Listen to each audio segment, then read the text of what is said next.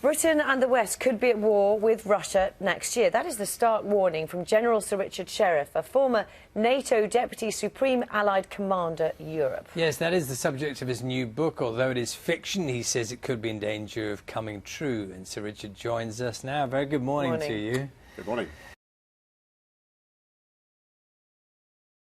I suppose it's because of who you are that we have to sort of look at what your book means in a different way. If you're a fiction author through and through, we could place it there. But it has a different meaning because of who you are and what you've done. Well, 2017 war with Russia is fact-based prediction. I mean, it tells the story of what might happen. The events that I outline in the story are entirely plausible, but they can be avoided. In a sense, the point of the book is to ensure that the events I outline in the book stay fiction, stay imaginary, rather than turning into reality, which would be pretty bad news for everybody.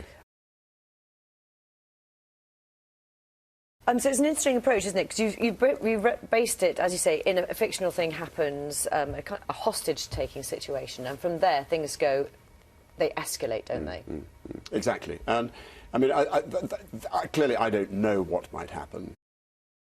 But I think there is enough evidence to suggest that the Baltic states in particular, those three former Soviet republics, members of NATO since 2004,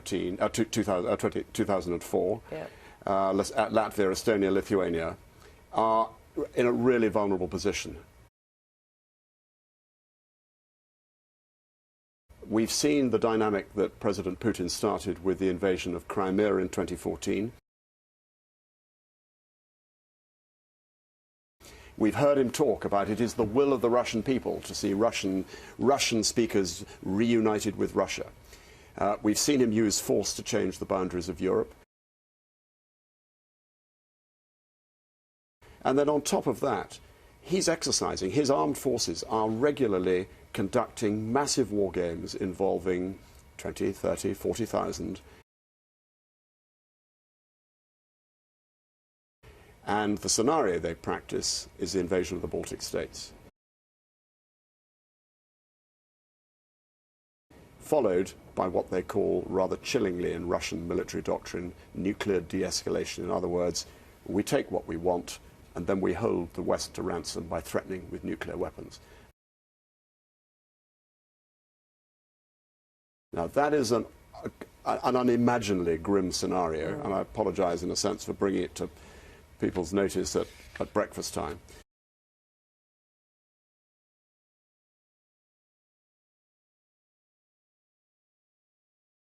But it's such a terrible scenario that we need to really sit up, take note, and put in place the necessary deterrent measures to ensure it cannot happen. And so that's the message of the book. This is about ensuring that that grim scenario does not happen. Now, things change, of course, a lot in politics, don't they? So while you're writing the book, I'm assuming that Donald Trump, for example, turns from being someone who's a complete outsider to a genuine presidential candidate. Does that change the landscape of what you outline? Because in a way, Putin's part in this, he has a path, and that's partly documented already. But what the West does in relation to things, that could be literally evolving as we speak. It will, of course, evolve, and nobody can tell who will be sitting in the White House this time next year. But I'm pretty confident that whoever sits in the White House next year will demonstrate the sort of leadership qualities that my US president in the book demonstrates, that understanding of the importance of European security to American security.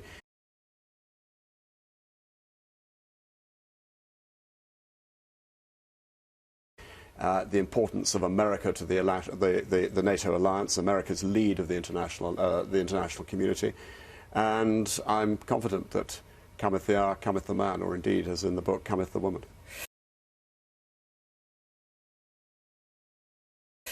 Right. Oh, interesting. Why write this now? What is the difference now? We've been accustomed to Cold War in some ways for decades. Why do you think there's a shift? Well, what's changed has been was the invasion of Crimea. Up until then, NATO, the West, pursued a track of strategic partnership with Russia.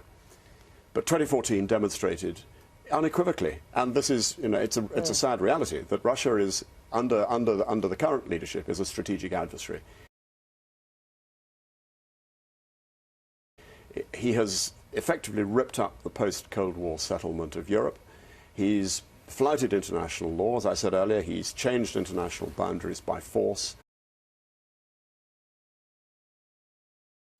And there's no question that he's threatening his immediate neighbours, particularly in the Baltic states, with a sense that it is Russia's right to dominate its periphery.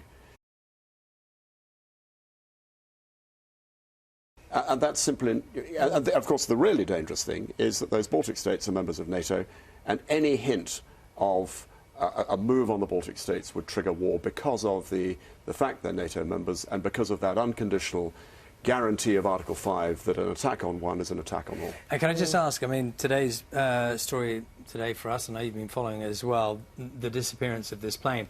You're talking about catalysts there. I mean, often international politics gets pulled into a situation, and often it can be around aircraft.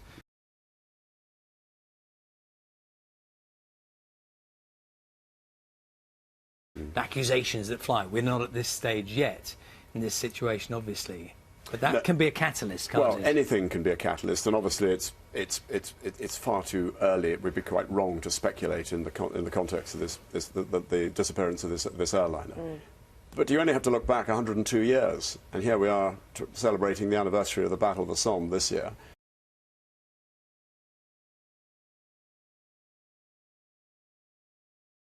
Or commemorating, I should say, the anniversary of the Battle of the Somme in 1916. In 1914, it was an assassin's bullet in Sarajevo, which kicked off that cataclysmic 4 years that followed.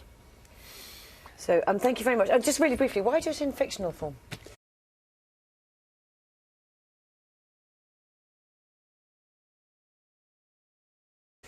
Because I want people to read it.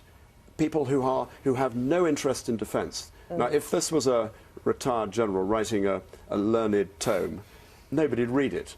But if it comes across as I hope, a slightly racy read, people might read it. And then I'm sure someone would read it. It's straight out of James Bond. So. Well, I want people to take notice.